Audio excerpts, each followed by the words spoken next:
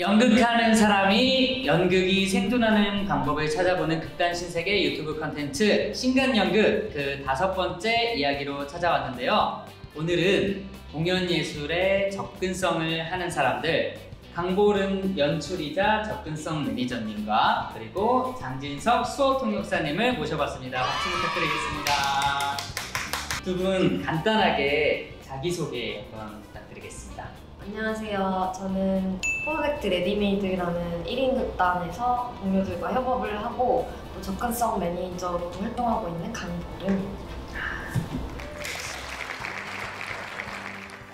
안녕하세요. 저는 수어통역 협동조합에서 통역사들과 노인들과 함께 수어통역을 하고 있는 장진석입니다. 반갑습니다. 네, 제가 초반 질문을 맡았는데요. 보름님은 이제 국문과 출신이라고 저희가 또 서치를 열심히 해봤습니다. 국문과 출신, 진성님은 다양한 분야, 방송, 영화 등에서 수어통역을 하고 계시는데 보름님 같은 경우에 연극, 그리고 지선님 같은 경우에 공연예술 통역 시작한 계기가 어떻게 되시나요?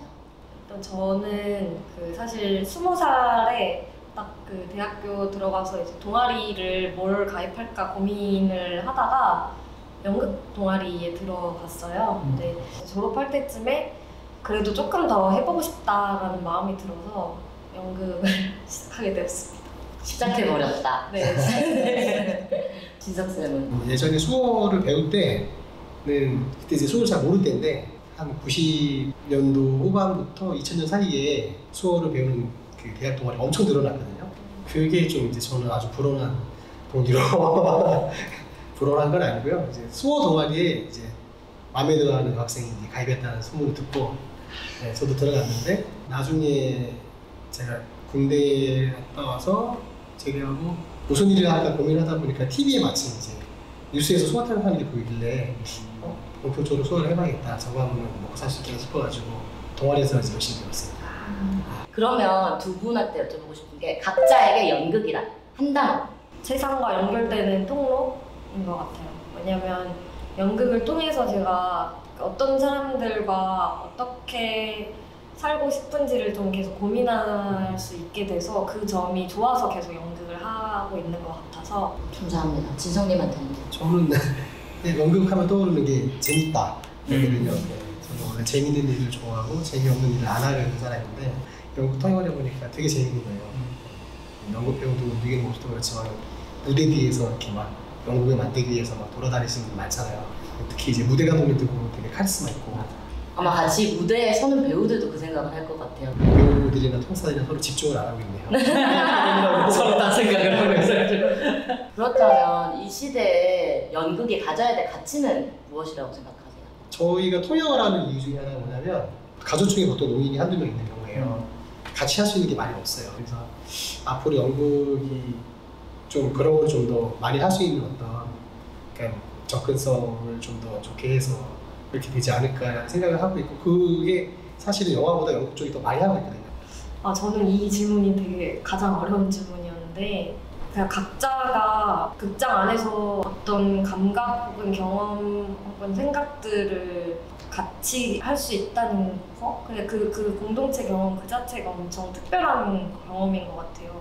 그런 공간이 계속 사라지지 않고 좀 다양한 가치와 이야기들을 나눌 수 있는 어떤 장르로 연극은 계속 있어주면 어떨까 그런 생각이 있었어요. 감사합니다. 배우들이나 통사들이나 서로 집중을 안 하고 있네요. 다음 질문으로 제가 이제 제일 궁금했었던 파트인데 먼저 보름님한테 한번 여쭤보고 싶었는데 지금 연출이라는 포지션에서 창작 활동도 하고 계시는데 접근성 매니저로도 활동을 하고 계시잖아요. 이 접근성 매니징을 하게 된 계기가 어떻게 되는지 되게 궁금했었어요.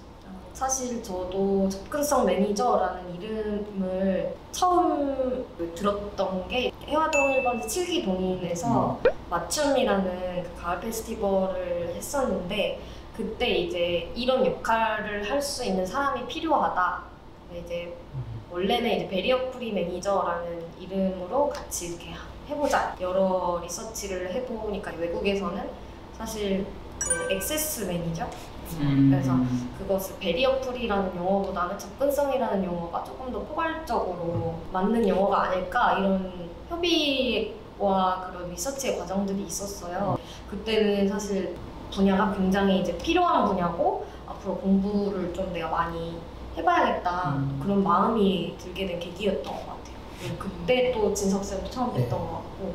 접근성 말씀하셨는데 맞는 말씀이시고요. 보통 보면 이제 뭐 베리어 프리라는 말을 많이 쓰시는데 이게 건축 용어거든요. 그러니까 무장의 건물 이런 식으로, 예를 들면 건물을 들었는데 턱이 있거나 없거나 이런 걸 말하는 건데, 그거를 다르게 보면은 그러니까 누가 주인이냐, 그러니까 주체가 있냐에 따라 달라지는데, 나의 경우에는 내가 접근이 가능하냐 아니냐가 이게 문제거든요. 사실은 접근성이라는 말이 맞고요. 지금 좀 안타까운 게 베리어 프리 공연이라는 그런 단어로 막 많이 나오고 있거든요. 사실 베리어 프리 공연이 될 수가 없어요. 요즘 이제 어디서 오는지 모르겠는데 자꾸 수어 배우란 말이 자꾸 나와요. 수어 통역사들이 들어가는 경우는 이제 예술의 개념과 좀 약간 다른 개념으로 들어가야 되거든요. 저한테 자꾸 수어 배우라고 자꾸 말씀하시길래 저는 끝까지 아니라고 얘기를 하고 있거든요. 왜냐하면 맡은 일이 달라요. 저희는 통역을 하는 사람이고, 그 다음에 배우를 연기를 하는 사람인데 수어 배우라고 부르시면 자꾸 연기를 시키는 거예요. 처음에는 이제 뭐 할 수 있는 부분은 좀 뭐 가능한 부분이 있다 그러면은 이제 그 흐름상 도움이 되니까 해주려고 하고 했었는데, 수어 배우는 농인 배우를 쓰면 돼요. 저희는 통역사고 통역사로서의 어떤 역할에 맞게끔 해주시면 돼요. 예를 들면 뭐 콜타임도 그렇고, 그 다음에 뭐 연습에 참여하는 분도 그렇고 많이 다르거든요. 그런 거를 좀 이렇게 많이 해주면 좋겠다라는 걸 이번 기회에 한번 아마 보시는 분 많을 것 같아서 많이 다릅니다. 연기 그렇게 되게 못해요. 그리고 저희가 쓰는 그 얼굴 표정 이런 거는 연기가 아니라 그 문법적인 표지예요. 그래서 그거는 연기가 아니라 그 통역을 하는 어떤 과정으로 봐주시는 게 맞기 때문에, 그런 게 미리 좀 정리가 안 되면 나중에 좀 힘들어져요. 확실히 그 수어를 한다라는 거는 A라는 언어를 B라는 언어로 네. 번역 혹은 통역을 해주는, 번역해서 전달해주는 그렇죠. 그렇기 때문에 퍼포밍이랑 완전히 다른 완전히 개념이라는 거를 우리가 모두 잘 인지해야겠다라는 맞아요, 생각이 맞아요. 드는 것 같아요. 그리고 어려운 동선 시키시면요 가다 넘어집니다. 어려워요, 진짜 어려워요. 무대가 워낙 위험한 공간이다 네. 보니까 여러 가지 뭐 조금 이렇게 조절을 해주는 거를 이제 접근성 매니저님께서 잘 설명해 주셔야 되는 거죠. 굉장히 중요한 역할인 네, 되게 중요하세요. 지금 해주신 얘기들이 사실 그 어디에서도 사실 듣기가 너무 어려운 얘기들이라서 너무 도움이 될 것 같아요. 진석쌤 말씀에 다 동의하고, 그 베리어 프리라는 말이 왜 접근성으로 바뀌어야 하는지를 설명드리면 좋을 것 같아서, 주체자 혹은 만드는 사람의 어떤 약간의 시의적인 그런 태도가 있는 것 같고, 또 사실 베리어를 프리하게 하는 것도 불가능하다는 것을 인지한 상태에서 접근성을 오히려 향상시키거나 증대시키는 것이 목표가 됐을 때 조금 더 많은 것들이 가능해지더라고요. 왜냐면 베리어를 프리하게 할 수 없어 이러고 이제 포기하게 되는 것들이 더 많아지는데, 접근성을 높여보자 하면 그래도 좀 다른 관점에서 시도해볼 수 있는 것들이 좀 늘어나는 것 같아서, 그런 지점에서 좀 그 장애 당사자분들의 모니터링이 항상 중요한 것 같아요. 왜냐면 이렇게 좀 정신없이 또 프로세스가 진행되다 보면은 관객 입장에서 좀 놓치는 것들이 많은데, 사전에 모니터링단 분들의 피드백을 들으면 아, 이런 부분을 놓치고 있었구나 하고 보완할 수 있는 지점들이 되게 많거든요. 두 분이 공연 예술 접근성을 이제 하시면서 가장 어려웠던 부분이 무엇인지, 그리고 그거는 어떻게 또 해결하셨는지 좀 궁금했어요. 안 그래도 이 적은 연극계의 자원을 이 접근성에 어떻게 할당할 수 있을까가 항상 고민인 것 같아요. 예산. 네네. 이제 막 그 시작된 분야다 보니까 기준이 없어서 되게 그런 어떤 요율이나 그런 기준을 서로 협의하는 것도 굉장히 난감할 때도 많았고, 같고 그러니까 만약에 뭐 관객이 안 올 수도 있는데 이렇게까지 예산을 많이 써야 되냐 이런 질문도 가장 많이 들었었던 것 같고 근데 저는 관객이 설령 오지 않더라도 공연을 만들어보는 경험이 창작자들과 비장의 관객들에게도 굉장히 중요하다는 생각을 가지고 있어서 그런 어떤 예산의 분배 과정 이런 것도 굉장히 중요한 어떤 접근성 과정의 하나다 이런 생각이 드는 것 같아요. 연극에서는 배우들이 대사를 막 하시는데 이 배우들의 대사에는 의미가 없는 게 하나도 없잖아요. 그래서 대본만 읽었을 때는 이런 거겠구나 하고 딱 가서 오늘 보면 이게 아니었어 회복을 많이 하려고 해요. 그것도 이제 사실은 또 역시 말씀하셨지만 예산의 문제 회복을 하는데 소위 말해서 자본력이 안 될 수도 없고 그래가지고 이제 그게 좀 현실적인 문제도 어렵죠. 제가 개인적으로 궁금했던 것 중에 하나가 네. 그 연극 배우들이 대사를 되게 빨리 할 때 놓쳐지는 수어 번역이라든지 뭐 워딩들 이런 것들은 어떻게 처리하시는지 되게 궁금했었어요. 가장 쉬운 예를 들자면 우리나라 그 정부 공식 행사 보면은 특히 5월달에 하는 행사 보면 항상 똑같이 나오는 거 많이 있어요. 실록이 부르는 이 초여름 이 자리에 참석하신 모든 분들께 감사드립니다 그러는데 영어 통역하는 사람들은 뭐라는지 아시죠? Ladies and gentlemen, thanks for coming us 끝이에요. 실록이 부르는 일단 이런 거 안 해요. 그러니까 통역이 어떤 거냐면은 어떤 상황이나 어떤 말에 중요한 의미를 전달하는 게 통역이에요 사실은. 그래가지고 일반적인 통역의 경우에는 버릴 걸 많이 버립니다. 사실은 이게 그 동시에 통역할 때 잘 못하는 것 중에 하나인데 저는 이제 통역사들한테 그 스피커 그 뭐야 중지권이 있으니까 생각하는 게 너무 많이 빠르면 잠시만요 하고 나면 계속 하시죠. 이게 돼야 된다고 생각하거든요. 근데 그건 연극에서 사실은 좀 그럴 수 있죠. 이제야 뭔가 많은 것들이 또 이해가 되네요. 전 다음 질문으로 좀 넘어가 볼 건데 극단 신세계 하면 바로 떠오르는 키워드는 보름님부터. 저는 공동 창작? 공동 창작. 되게 다른 극단들에 비해서 많은 스태프분들과 배우분들이 항상 협업을 하시고 또 그 에너지가 항상 공연에서 느껴지는 것 같아요. 그래서 저는 공동 창작을 하겠습니다. 감사합니다. 신세계 하면 이제 떠오르는 게 영화 뭐 신세계나 들어와 뭐 이런 거밖에 없어가지고 어떻게 말씀드릴지 모르겠는데 영국으로 들어와 뭐 이 정도로 영화로 들어와도 되겠네요. 공공연한 비밀이지만 저희 대표님이 처음에 극단 이름을 만들 때 영화 신세계에 푹 빠져 계셨다는 질문이 있어요. 다음 질문인데요. 저희가 장애 예술을 공연으로 담아내잖아요. 그 담론을 접근성의 측면보다는 공연 예술 안에서 장애 담론을 담아낼 때 중요하게 생각하시는 지점은 어떤 것일까요?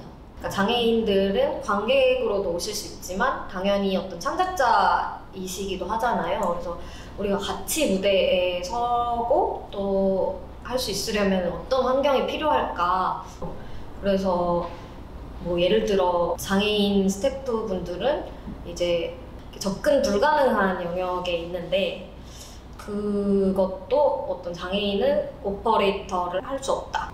혹은 아예 그런 오퍼레이터로서의 장애인을 상상하지 않았던 어떤 그런 전제 때문에 이제 그렇게 시설이 다 설계가 돼 있고 하잖아요. 그래서 무대에도 설 수 있고 분장실에도 들어갈 수 있고 백스테이지에도 갈 수 있어야 되고 오퍼실에도 접근이 가능해야 된다.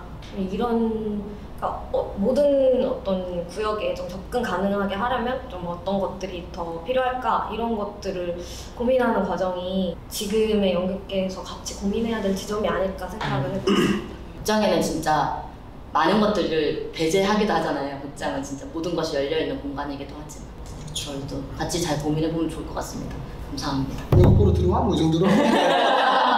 그럼 마지막 질문입니다. 두 분께서 공연 예술인들에게 생존을 위한 한마디를 해주신다면 어떤 말씀을 해주실 수 있을까요? 정면을 보고 공연 예술인들이라고 생각하고 한마디 해주시면 감사하겠습니다. 저는 공연보다 내가 더 중요하다라는 생각이 중요하다고 생각해요. 그래서 어느 순간 위험하거나 멈춰야 된다는 생각이 들면 망설이지 말고 멈추자. 그런 거를 우리 같이 연습을 해봤으면 좋겠습니다. 글쎄요. 그냥 생활 TV라고 하자면은 아침이나 저녁 때 한 30분 이상 산책을 좀 많이 하시면 되게 도움이 될 것 같아요. 저도 주로 이제 막 목잡을 때 산책하다가 조금 빠른 걸음으로 갔다가 뛰기도 하거든요. 감사합니다. 감사합니다. 그러면 이제 마무리를 한번 해보도록 하겠습니다. 네, 지금까지 신간연극 5번째 이야기 접근성을 하는 사람들 강보름 연출님 혹은 접근성 매니저님과 장진석 수어통역사님과 함께 이야기를 해봤는데요. 앞으로도 연극인이 생존하는 방법을 찾아가는 극단 신세계 유튜브 콘텐츠 신간연극 많은 관심 부탁드리겠고요. 두 분에게도 큰 응원 부탁드리겠습니다. 감사합니다. 극단 신세계 유튜브 좋아요, 댓글, 구독, 알림 설정 부탁드립니다. 한 번만 더 하면 안 돼요?